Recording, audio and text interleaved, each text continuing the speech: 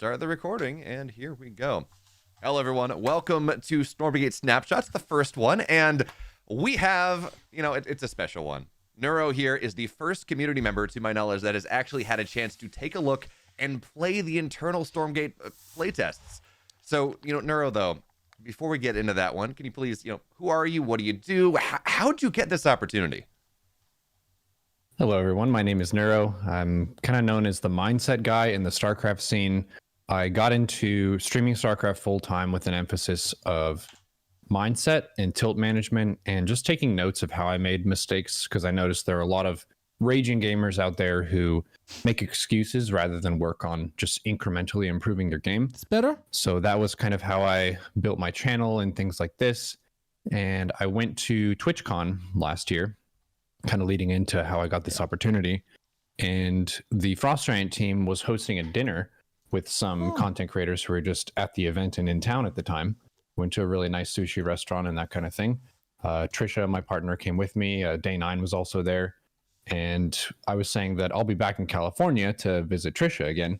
And they said, well, maybe you could come by Irvine and you could see the studio and we could go climbing. I was like, okay, sure. So I just kept in touch, and I wonder who handed out that invitation. We're going to be in town through these days. When would be a good day? And they said, okay, Wednesday, go by the studio. You can get a tour, and then we'll go climbing.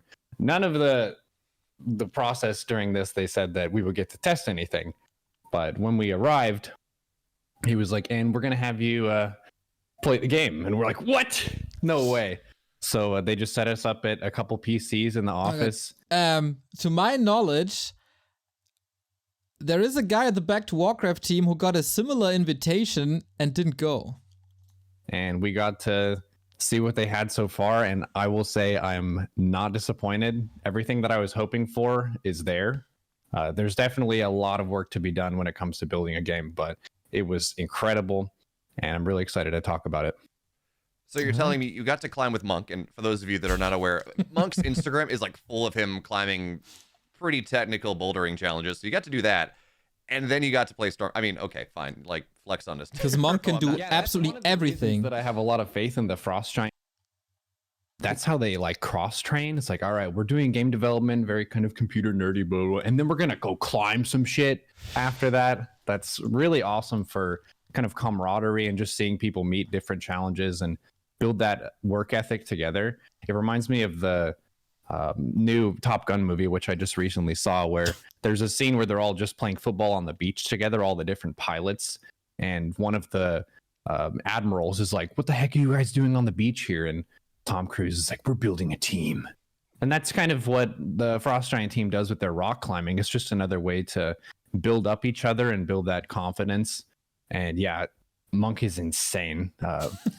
He's very good at climbing. There are a lot of things about climbing that I didn't know, like conservation of your momentum is one thing, the placement of your body kind of against the wall and how you're interacting with the wall, and then also extending your arms fully when you're going for grabs instead of just muscling through everything. I really want to hear more about Stormgate, though. Game developers, great climbers as well.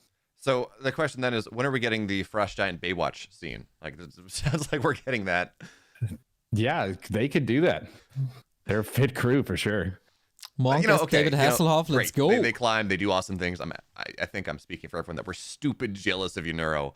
But talking about your experience now, about this, about being able to play things a little bit, one of the things that Frost Giant has been making a big waves about over the last month or so is how good their engine is, about how awesome Snowplay is with rollback netcode and 3 times faster simulation rate than StarCraft, all that stuff.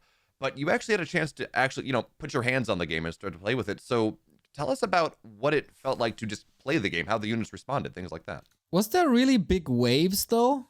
There was a little dev update, but would you say that was big waves? I wouldn't. So the analogy that I've been kind of processing in my head for how the games handle is kind of like trying to build a race car for the racetrack, and how every game engine is kind of like the frame and the body of a vehicle that has some speed to it. It has some grip, some weight distribution and handling that can be more clunky or more smooth, snappier or looser. And what they've built, from what I've heard, they had the Unreal Engine as the base. And then they basically just cut out a massive chunk of it and just threw it out the window and said, this is not for RTS. And we're just going to rebuild this whole section of our castle ourselves. Would be nice if Blizzard would have done that with reforged assets. And they have the same person, you could fill in the name, I forget his name, who worked on the mechanics and the integration of how all the unit responsiveness works. From the StarCraft 2 team, he's now on the Frost Giant team. So they basically have the same guy, the architect, who has a really fundamental grasp of how these engines work and how to make many units on the battlefield all handle really crisply and well.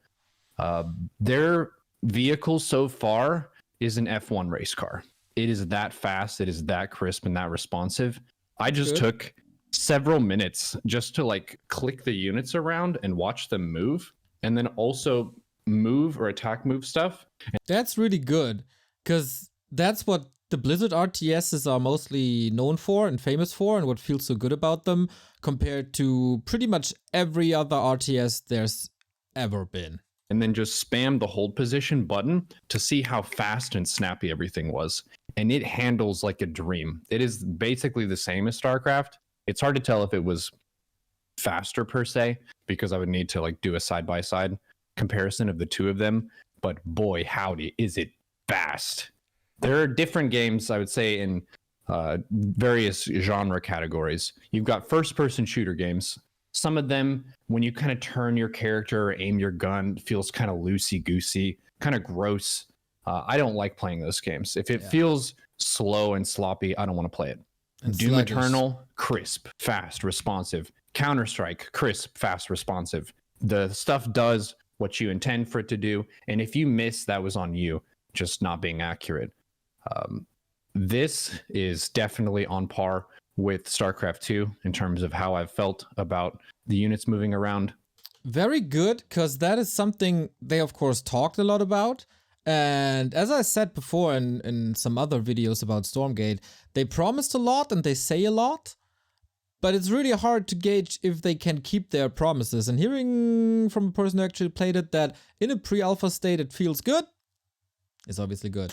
They still have a ton of work to do fleshing everything out, but the performance of the game at the base level, like the base structure of it, is insane. So did you get a chance? I don't know if they have this tech ready or even possible. Did you get a chance to?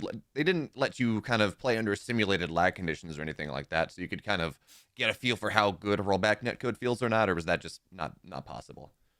I think they had the server was just there, Okay. so it was very low latency, but it felt like playing with 2 ping or something. Okay. Just extremely fast, yeah. And then I guess then talking about how fast that engine is in different writings that they put out, they've talked about how they have 1,300 units on the map at any given time, which for StarCraft that's a lot for a 1v1. Certainly, if you play 2v2, 3v3, 4v4, it starts to eclipse that. Were you able to go higher than that? Like, how big were these armies? How big did the game feel? We didn't make massive armies per se. We didn't go into this expecting to test the game. It was like a gift when we arrived of, hey, by the way, just try out this 1v1 couple of maps that we did. We did 2 separate maps, and the armies that we built, I'll just tell the story of the 2 matches because they're pretty cute. The first... Okay, before we go into this comment from the chat, but if it's running so nice, why no gameplay? I think they can ruin a lot of expectations if they show the game before the assets are done and before effects are done and before sounds are done. And maybe, the construct is there to put it all in the game. But if they just put a couple of pixels in a video and it might feel good, but you don't see it in the video, you just see pixelated, unfinished art, then that's a turnoff. First one, there's a unit that I made that's like, it's a cute little unit. I'm not going to spoil stuff. I'm not sure what I am supposed to or not supposed to say, but a little unit, scouting unit, we'll say. And I sent one at Trisha, and it can fight, so it's like an attacking unit. And she was like, oh, well, this is how it is, kind of a thing. So she ends up building quite a big army. And I'm over here on my side of the map now, like, oh man, the mechanics are so poppy. Like, oh, look at those trees. Those trees look awesome. Oh man, this unit is really cool. I'm just having fun, like not really thinking about, oh, we're in a 1v1. And Trisha made like a big chunk of army and then just moved it at my base. And I was like, oh shit, okay, well, I'm actually dead now. So can we regame? So that was our first match, is just kind of getting a sense of how the mechanics and stuff are working. And she definitely can crank out some stuff. I will say one of the really big credits to their design overall is everything is obvious. Like how to take your base, how to tech up, obvious. That's not the case in most RTSs, and that was one of their primary goals. I mean, he's an experienced StarCraft guy, so maybe it's just obvious to him because he's that experienced in StarCraft. Maybe to a person who plays a lot of Red Alert or Age of Empires or Warcraft 3, it's not that obvious. It's very obvious. You can mouse over stuff, it'll tell you what to do next. And they didn't copy stuff from StarCraft, so I didn't see like units and structures that I really already knew per se. Okay. It didn't feel like a copy of it, but it felt like things moved in a similar pattern of like the tech tree and building up to higher quality units. So in that sense, it was really intuitive and really straightforward to play. The second game, we kind of focused more on taking bases and macroing. Wasn't quite as aggressive early on. We ended up kind of expanding and our bases were touching. It was really romantic and cute. But that time I tried to just tech up and get to some of the higher tier units and things like that. And the models they have for some of them are so heckin' sweet. Probably shouldn't share what each of them are, but the design of the faction that we got to try was gorgeous. It felt fresh and different from other things, which is really important, I think, because they come from the StarCraft 2 background and they don't want to just make StarCraft 3 per se. It should be fresh, it should be different, and it definitely is. Okay, good to hear that. The units that were in it, they felt, I would say, like they all brought something fairly unique to the table. Nothing seemed super overpowered, but I would expect that as they're fleshing out everything, there will be the phase where they release enough that everyone can kind of play the races and the factions, and stuff is going to be OP in the short term. But yeah, we shouldn't really talk about balance at all at this stage of the game. It's all fixable in the long term. But yeah, the maps, I think one of the main things that I really enjoyed was the aesthetic of the maps compared with the units. They talked about this in some of their interviews so far, where they wanted everything to be really visually distinct, and they nailed that big time. Like, it's really easy to see the units against the ground. Yeah, and it's easy to see the different units and how they are discrete from each other. With some of the big StarCraft 2 armies, you can run into a big blob of stuff where you're like, I'm not really sure what's in this, how dangerous it is, how many units are in this. Reforged anybody? I mean, that was our biggest worry, right? That everything looks good and the models are nice, and if you zoom into them, oh, it's so awesome, so many pixels, yada yada, the quality, but it has to be distinct, and that's a check mark, I guess. It's easy to lose stuff in the mix. But this also is the question, how finished are the models of the units if they get boosted later in the development stage and become more detailed, etc.? Will it still pop at a later stage of development? But they've made everything really visually distinct and sharp, which I enjoy. So I know that you played the Human Resistance, right? That's the faction that's kind of been built out. Actually, to my knowledge, that's the only faction. Okay, someone in chat, that's what someone would say who was invited to a pre-alpha of Reforged. Absolutely not. We all feedback that it's very hard to distinguish the units. First try when we were invited. Faction that really has been built out for the most part right now. But can you give us any insight into how that play? I know you spent game one just clicking back and forth, which fair. But can you give us any insight into how the game played? Is there any? Okay, it plays like Protoss a little bit, and that's a lot of tech units and some support units. Is it very swarmy? Like, is there anything that you can compare it to in terms of kind of archetypes and how the faction feels? It has some elements of multiple of them. Like I can remember a distinct feature that felt more Protoss-like, and then there are a couple features that are more Terran-like, and even a couple features that were like human Warcraft-like. Okay. And another like broad stroke thing that I believe they've already talked about is the lethality of units and just like what the damage output of armies is like. Yeah, tell us. And I think they're trying to split the difference between StarCraft 2 and Warcraft 3. Warcraft 3, you've got like really slow, low impact kind of damage for fights where you have lots of micro potential over a very redacted engagement. Yeah, And that's then true.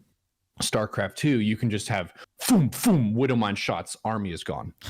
And it's that fast. So this felt somewhere in between where you're not watching an hour-long video of a footman and a grunt fight each other, but you're also not watching stuff like get insta-blat by a Widowmine. It felt right in the middle, which is a nice spot. I think a lot of people have complained through StarCraft 2 about some of the really jagged battles and how you can just lose everything in a couple seconds, and it doesn't really give you as much time for counterplay. So that was a really cool aspect. But yeah. All right, so that is fair. That's a fair assessment. Warcraft 3 in comparison to a lot of other RTS is rather slow, and units are rather bulky, and the damage is low in comparison, except if you're playing against Coil Nova, of course. But finding a middle ground is kind of nice, so there is still potential for micro, and there is definitely also room for mistakes when units can receive more damage. Because if you make this mistake in StarCraft as a newbie, your entire army's gone, and in Warcraft, you might lose a quarter of your HP to a flame strike or something, as an example. And that's, of course, a learning experience. Don't walk into that area when, you know, there's a flame strike animation.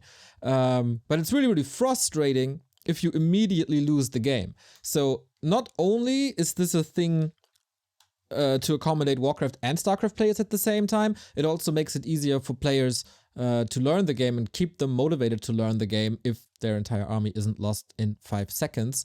So I think this direction is smart. Yeah, for that, the faction that I tried. That's what we love about Warcraft, though. Yeah, but it's not bad to speed things up. Like we talked in gym today about some cooldowns or some spells last for a minute. Like that's 20-year-old game design. To update this a little, I think that's fair. It didn't feel exactly like Terran. It definitely had elements of other races that I've played in RTS. Okay, so there goes my pocket theory that the resistance was just going to be like Protoss, or was going to be very similar to Protoss. Really? Well, No, it's not. I thought it's really similar to Terran. What's Protoss about that? Maybe like technology? But this, I mean, the one unit is basically a Terran. Like, okay, I wonder where that's coming from. Not like Protoss. We get to write another article. That's fine. But Neuro, you do talk about, okay, Widowmines, you know, the spellcasters that kind of feel bad in StarCraft because they immediately evaporate armies. Did you get to? Did they have any spellcasters built into the game? Did you get to play around with that a little bit? Any sense kind of where the non just fighting units are kind of going in their design? Yes, there was spellcasting in the game. Cool. I think they're planning to add more, but they were talking about how it's really cool when you can make a unit distinct without needing to add abilities, because adding abilities to units increases the complexity of the army. True. And managing multiple spellcasters is really, really hard, because you want to have different control groups, and it involves a lot of tabbing around and stuff and microing everything. So some of the units, they had some really cool behaviors to the unit that didn't involve an activated ability. It was more of like how you set up the unit and how it starts to fire and that kind of thing. So I was kind of comparing that to how in StarCraft you have the different micro ability of roaches compared to hydras. They're both just basic projectile attacking units, but because their attack speed is different, their move speed is different, and their range is different, you're going to be controlling them differently. So That's, I think the Warcraft equivalent would be something like rifles and headhunters.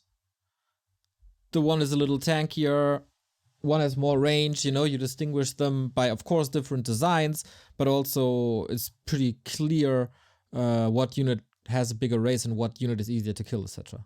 The armies that I messed around with and in the units that I messed around with, kind of similar. They're like low on the spellcaster number relative to overall units, which I think is a good thing. But there were quite a few units that had a really interesting behavior for how you deploy them, even though they just do a simple attack. Oh, that's very... Is that a good thing? I don't know. Hard to judge from here on out. Like if they're spellcasters, there must be something like mana or energy, right? And then there must also be a way to replenish that. Otherwise, the unit is more or less useless once this energy is gone. Of course, you can also use abilities like Ensnare, for example. I always like that. I find that interesting about a unit. Like, a footman is automatically a little more interesting than a grunt because of defend. A fiend can be a little more interesting than a rifleman because the ability, like, the potential of a burrow ability is really good and can be a lot of fun. I mean, of course, not if you're against it.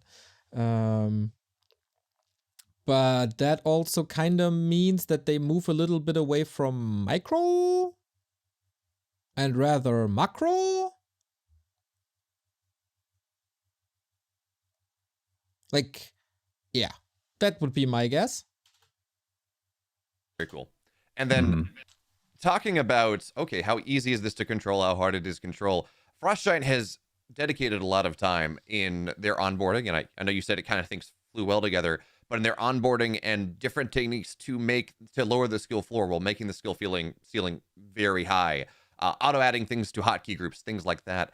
How did that feel? Can you talk us through these, I guess, quality of life changes that they're implementing? There was a really nice change to the like, I guess you could say, command card area, where it gives you just a general menu for I want to make units, and you get to a menu and then you can just make the units that you've unlocked. That's kind of like how Protoss can select all warp gates and then warp in any of their warp gate units. So you don't have to select the production building, let's say a Rax anymore, but you have a specific build menu, just like basically in Command and Conquer, right? Where you have the menu on the right-hand side and you can just click in some of them, of course. That's easier. I like that that's the case, because why put that block in a way, like, it's not skill to select the right production building. It's just a little bit of extra work. Make that more accessible, I like. They kind of just expanded upon that idea, which does make things quite a bit easier.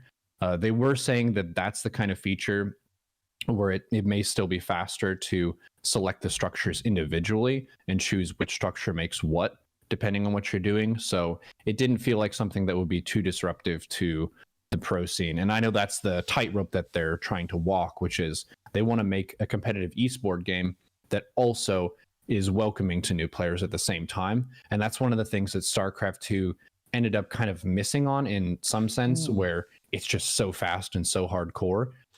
Good criticism here by chat. How do you make sure that the unit is coming from a specific building? Let's say you get attacked on the left-hand side and you got a Rax there, but you also have a second Rax on the right-hand side, and you want your new units to spawn on the right-hand side so they don't fall immediately into the fangs of the enemy. I would say you can still build units then from the right-hand side.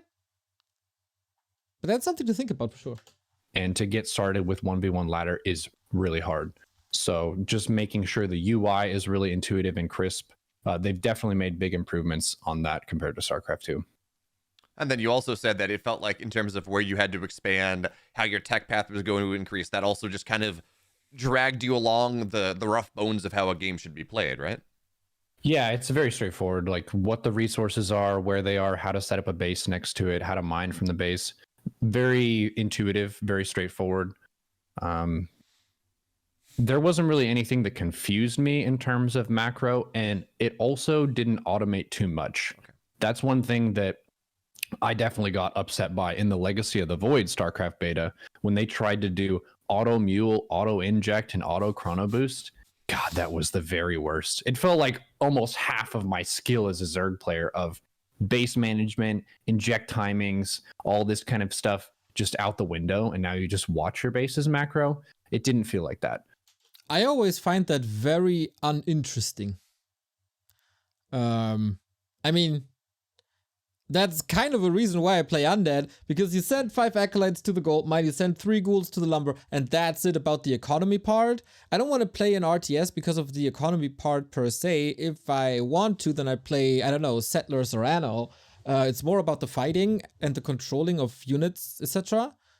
So, yeah, it shouldn't be all automated, because automatization also takes away choices, but okay. I would rather see less economical hassle than less automatization. So there wasn't like too many training wheels and hand holding. It still felt like I'm doing the work here. There are a couple like convenient shortcuts to get some things done faster, but it didn't feel like auto macro. That's actually really good to hear. I know other RTSs have been experimenting with like even auto build systems, which I personally find kind of not all that fun, right? Because the macro is kind of the fun part of it.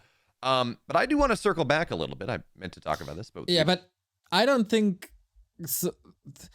sending units to a resource, is that really the fun part of RTS? I don't think so. You got distracted by other things. You talk about splitting the difference between Warcraft, StarCraft, all these other things. One of the things that Frost Giant has talked about is that they're interested in exploring this idea of heroes. Did the 1v1 game you play, did that have hero units in any way, or did you get any insight on where they're looking for as they look to go forward with this? No, there weren't hero units in what I played. They did talk about potentially having creeps on the map, but they didn't go into stuff about hero units. They did say that they want to be careful not to go full Warcraft 3 with it, because the more you pile on the power of a hero unit, the more the whole game is centered around the fate of the hero unit. So I think that can all be balanced. Like, that's a relatively weak excuse, because the strength of a hero and how much a game centers around the hero depends on the strength of the hero. And that is something that you can tune.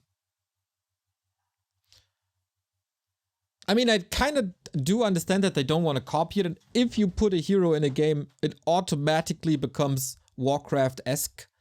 But I think you can also find a middle ground there. Like demigods or whatever. I don't know. I feel like ruling out the option of going heroes just because you don't want to be Warcraft, not that great of an argument. Oh. Yeah, they're trying to take, again, maybe splitting the difference where they have some more key units that you can't make as many of, but I didn't really see too many of those. It felt more like StarCraft 2 at this point. Interesting, because at the start, right, when they announced, like, oh, we're going to have hero units, and then more recent interviews are kind of alluding to that maybe only being a 3v3 thing. No, I don't think that's what they said. I think what they said was that there is a good chance that they have this for campaign. I'm pretty sure they were very early, very far at the direction of not implementing hero units in multiplayer. Or a co-op thing, again. Yeah, they talked a little bit about the team mode, and co-op, which we yes. didn't try that at all. They might have maps, I don't know. Okay. Didn't have that information. But they did say that they wanted some role differentiation when it comes to teamwork, which is pretty interesting, where you can have someone who's like more of the defender, someone who's more of the healer or support, and then someone who's like more managing attack units and stuff like that. I don't know exactly how that would come into play, but it's very possible that they have hero-like units that can do that. And then different power-ups and things on the map is something they were considering. Yeah, I like that. Where you still have like neutral creeps that you could potentially fight, and they can improve your situation. Like runes in Dota? They said that they weren't going to be going for items and inventory, kind of like how you have in Dota. That was also to be expected, right? What I like, what I always find super rewarding is to level up, and that's something that you don't have in StarCraft or Age of Empires or whatever. Even if it's just a rank like in CNC, that just feels good. So if that's not part of the game, I will heavily miss that. Gotcha. And it occurs to me, because having Trisha X Payne here, you have one of the most formidable team players or team game people in the scene, which would have worked out really well, I guess. Yeah, that's another thing that is really cool about Stormgate, which is they're making 3v3 one of their main modes. For StarCraft 2, the 2v2, 3v3, 4v4 are kind of like an add-on where they weren't balancing the game around those modes. The map support for them was really low, and it was kind of like if you want to do this, you can. And a lot of people really enjoy it, but it wasn't really something that they poured a lot of resources into. Whereas with 3v3, they want to have a ladder, they want to make a lot of maps for it, and they want to make it more of a key part of the game, because one of the downsides of StarCraft 2 is it's not a very social game in a lot of ways. Like 1v1 ladder is the main mode. You do have co-op, but it's not really as social and fun when it comes to wanting to play with lots of players. So for them to place a lot of emphasis on 3v3 is really cool for the people who honestly like the team games in StarCraft 2 more than 1v1, which is fair. Yeah, I think this was very much inspired, or the thought process of was probably kicked off because games like CSGO and all the MOBAs are so important. But I wouldn't rule out that the recent success of 4-on-4 in Warcraft supported this a lot as well. And I think it's good. I think it's very cool. This can lead to different game modes that gives us more competition and more variety in games. And yes, you need, in today's day and age, you need to play together. That also takes away ladder anxiety. I've already told my girlfriend that, she doesn't want to play StarCraft with me, but she does have to play a couple 3v3 games at the very least, because the onboarding is going to be there, I guess, theoretically. But going back to the gameplay for a moment, Frostshine has talked about how, in StarCraft, air units are just stupid dominant, carriers and broodlords, and because they can transcend the map. They've talked about how they think there is still a place for air units, but hopefully not going to be nearly as dominant as it is in a StarCraft or something. Did the Resistance faction have air units? Did you get any sense of feeling about how that's going? Yeah, it's kind of a work in progress for those. I think they were talking about they wanted to make more collision issues for air when it comes to the map, so they don't have just free reign over everywhere. They do have more just map obstacles to contend with, so they're a little bit more limited. And I think they wanted to narrow the scope of the power a little bit in some sense. But one of the, I think, big picture things they were talking about was having some like super units compared to StarCraft 2, where when you get into the late game, you can make much more powerful stuff than in the early game. I think to kind of resolve matches a little bit sooner, like if someone gets really ahead, one of the things that I was talking about being frustrating for players is if someone just sits on 4 bases and they turtle really hard, it can be really hard to break that, and it's a pretty unfun situation for the player who has map freedom and map control. So they were talking about how you could potentially go and tech up a lot higher in this game and get some stuff that's like really super strong, like tier 3 units in StarCraft, but maybe tier 4 type of units. I don't know if I made any of those. I don't think I did, but that was another thing that they were talking about, expanding upon the existing feeling of how StarCraft armies grow and develop into the late game. Okay. A lot of that, of course, comes down to balancing, because you don't really want a game where you just sit in your base and build a handful of towers, make it uncrackable, so everybody takes to tier 4, and then whatever, these super units clash. But yeah, that's a balance issue, I think. In general, like knockout units, I'm not a big fan of like big like nukes in CNC or something. Depends on the cost, depends on the balancing. it's basically Warcraft reverse, right? Where you get the strongest units at the very late, while in Warcraft you get heroes super early. Depends on the design of the unit and balancing. So we get the air Terratron. units. We get the what? We get the Terratron. The Terratron, or like the what was the heckin' Odin thing? The super huge Thor. Yeah. Or like the Leviathan. I think you get one. Yeah, the Zerg one, the Yeah. Leviathan. Yeah, that could be heckin' sweet. Oh. I do like the idea of giving the person who has map control more ways to create edges in the game. Yeah, That's good. I think you have to be careful a little bit then, depending on faction design. If you have factions that are designed to get that map control, say a ZVT or something, where the Zerg is supposed to have that map control, and then maybe that rewards. I don't know. But you talk about that map control though, and expanding and going things like that. I know it's early, but did you get any sense of how the resource expansion rate was supposed to be in terms of, you know, in the first two expansions of StarCraft, 3 bases was kind of all you needed for quite a while. In Legacy, minerals started to mine out faster. You had to take more bases at a much faster clip. Did you get any sense on like how quickly you felt that you had to expand, at least in that second game you played? It felt like maybe it was a little bit slower to expand than StarCraft 2. I feel like that's almost an unfair question because you play the game for the first time. It's the second map you ever play. You don't know what your opponent is doing. Naturally, you'd probably play on 1 base or maybe on 2 because you're not going to be harassed. I mean, we shouldn't take this answer for like how this game will be played. Players will define this in the first month of the game. Comparing it to a Zerg hatch first. And again, like the factions will probably expand at a slightly different rate. But yeah, for the faction that I played, it felt closer to maybe Terran in the timings that I actually took my town hall structures at various bases.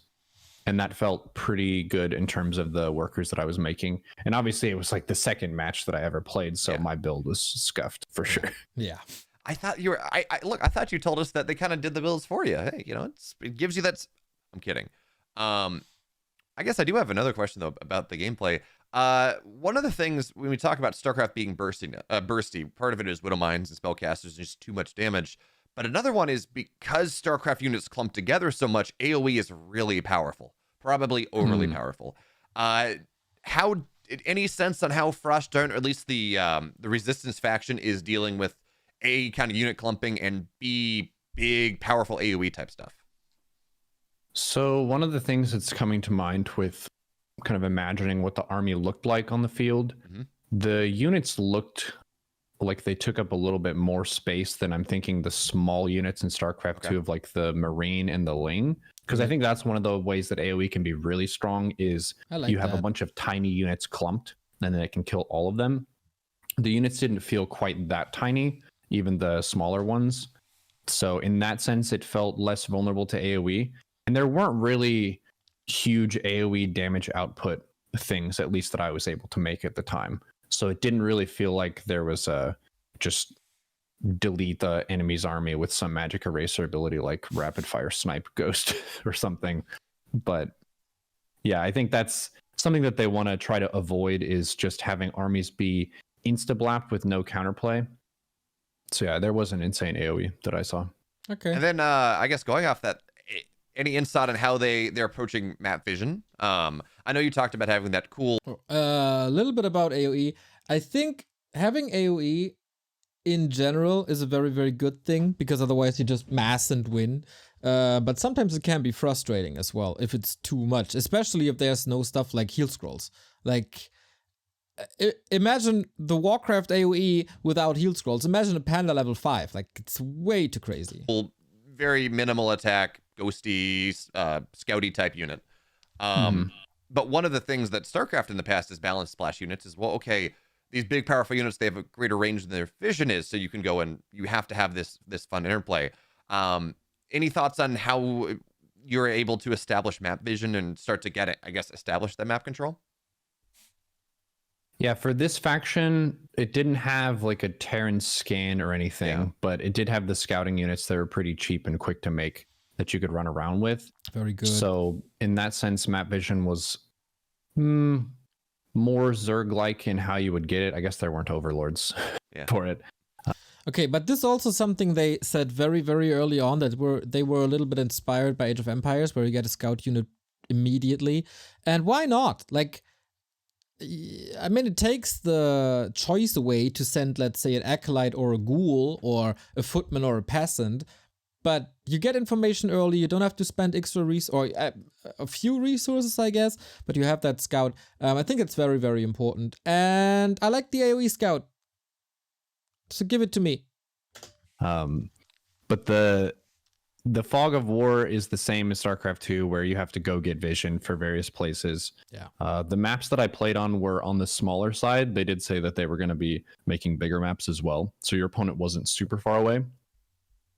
But yeah, just pretty similar, like RTS, Fog of War, Ghost Scout. You can see the like kind of darkened outline of the map. Even if you haven't found vision of it yet. I don't know if Age of Empires is like this, or maybe it's like full black and you can't see anything until you go there. But it did make it pretty easy to like see where you wanted to go scout. And they did a much better job this game, I think, for showing on the mini map where your opponent is. That's something that some StarCraft people have complained about is, okay, I spawned here, and then if you don't see it on the loading screen, you might not know which base your opponent spawned in and just be kind of confused about where is my enemy. But for this one, it's like really easy to see all that. Okay, yeah, I think that's an outdated concept as well, not knowing where your opponent is. It just takes time off of the early game. That's why we implemented cross-spawn in almost all bigger maps, or only have 2-player maps. If players don't know what their opponent is doing early on, that can also lead to a lot of build order wins. So yeah, please let us know where the opponent is. Play. And then were there any map? I know you talked about maybe they might add creeps and buffs. Who knows? Were there any map doodads? You know, the equivalent of like a Zelnaga tower or a watchtower or something, or other ways to interact with the map, or are they just probably not there yet? They had different types of terrain to navigate through that they didn't have in StarCraft. There were, and maybe delete this if it's overstepping, but there were some like forests that you can navigate through that force units to kind of be squished through narrow paths. So you probably can't move giant units through those. There was a StarCraft map called Neon Violet Square, I think, where they had some like a bunch of squares and you had to go through the lines between the squares. There's like terrain like that that's forest.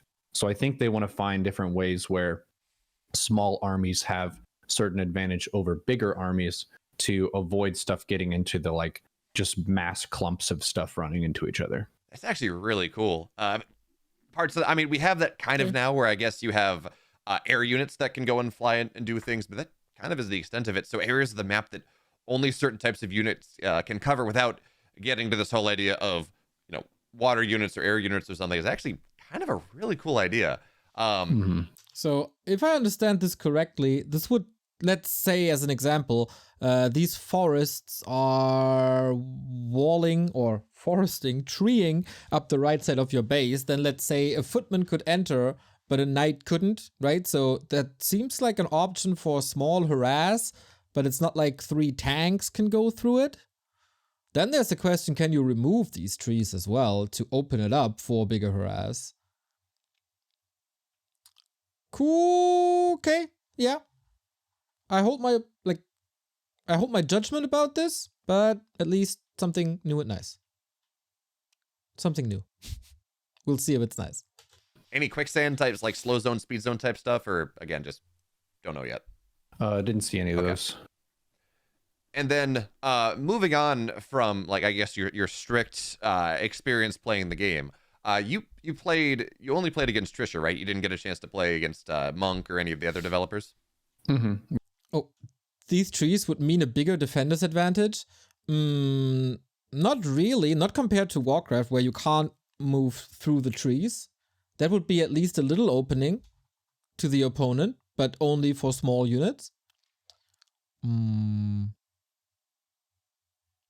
Could create, it's like a small choke, I guess. Oh, that stuff is in Brood War already? Okay, cool. Yeah, we just played against each other. I mean, that's still awesome. It was awesome. I'm very jealous.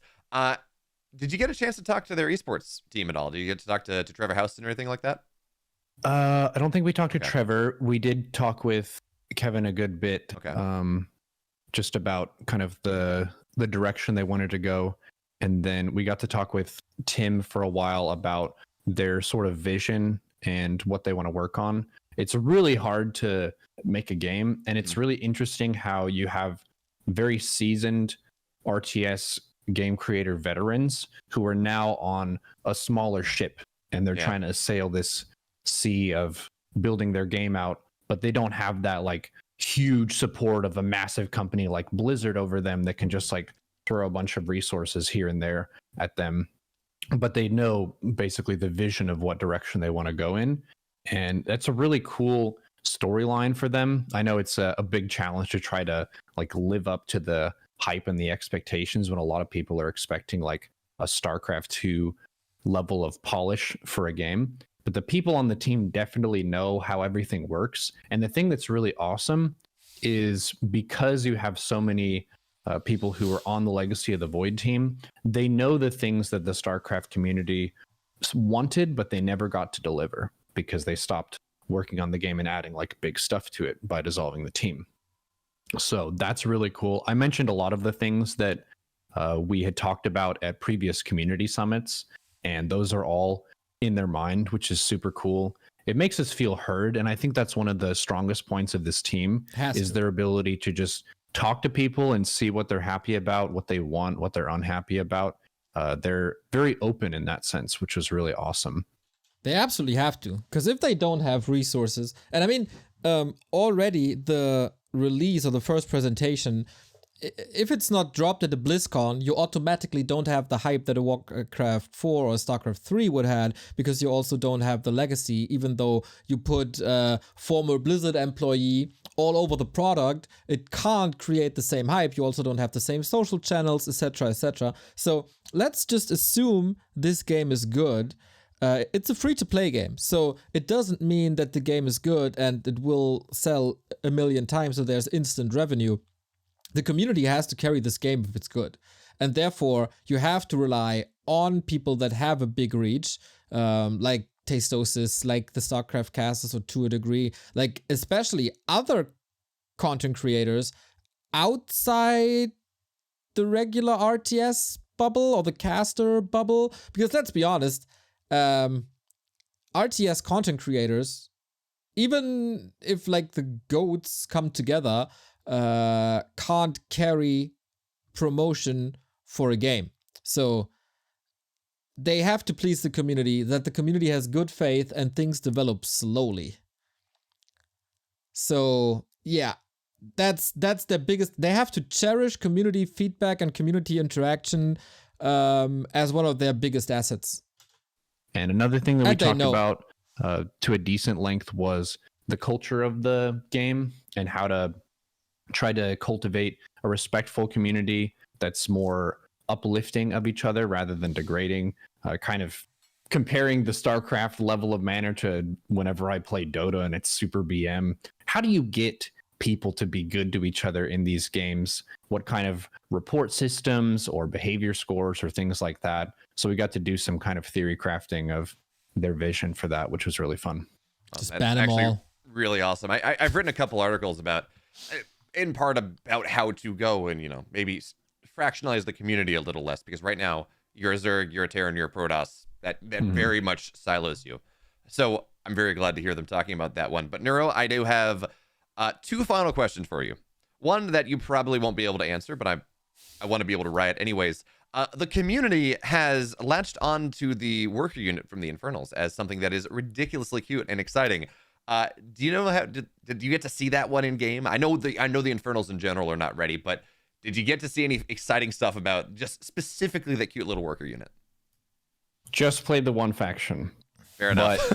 But I told them that anyone who's a Zerg main, based on how the Infernals look, it's going to be really hard to not be an Infernal main. But we'll see what the third faction is. I don't know. And we'll also see how the Infernal faction plays, because a big part of why I like Zerg is how the macro works. But I agree. The worker unit for the Infernal is very cute.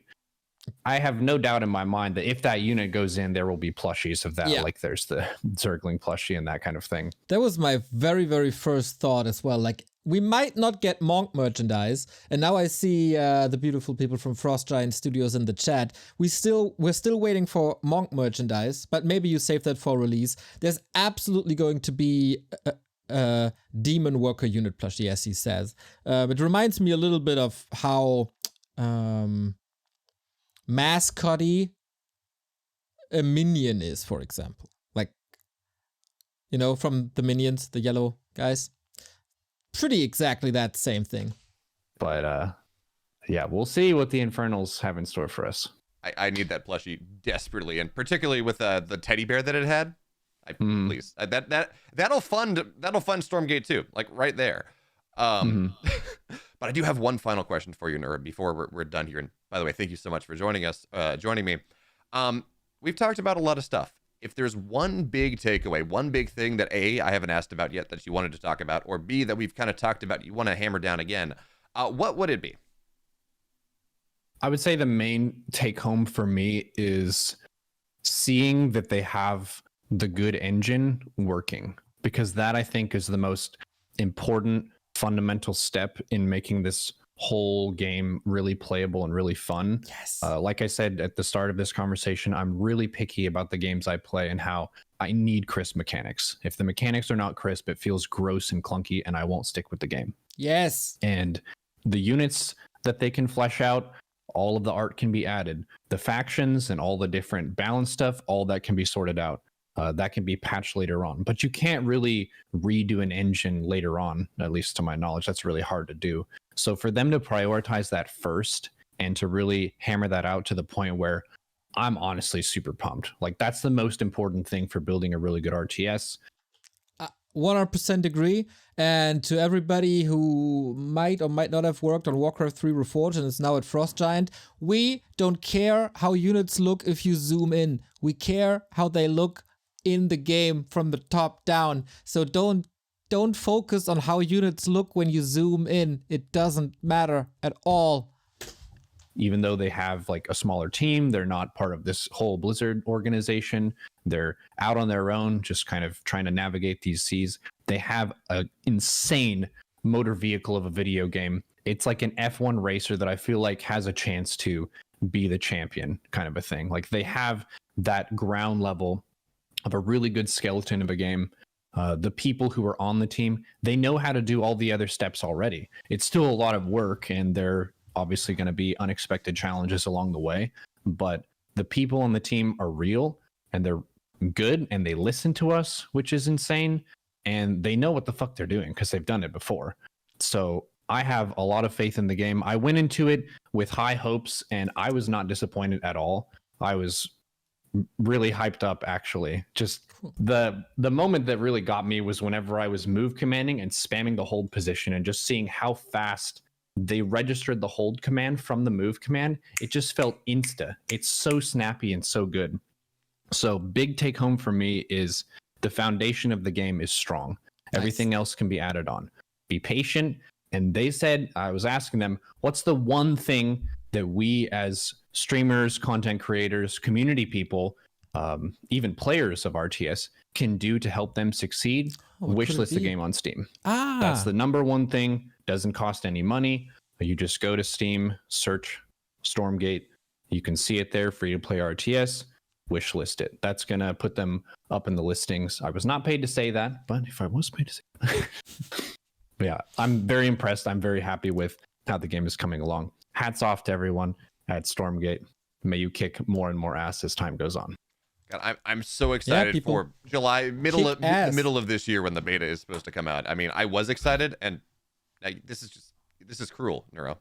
These 30 minutes have been horrible in terms of I'm more excited now. It's not okay. Pretty jealous as well. But before I let you go, anywhere, what are you going to be doing in the time soon? Where if people say, wow, this guy's pretty awesome, where can they find you? Any kind of fun things you got in the next, I don't know, couple months?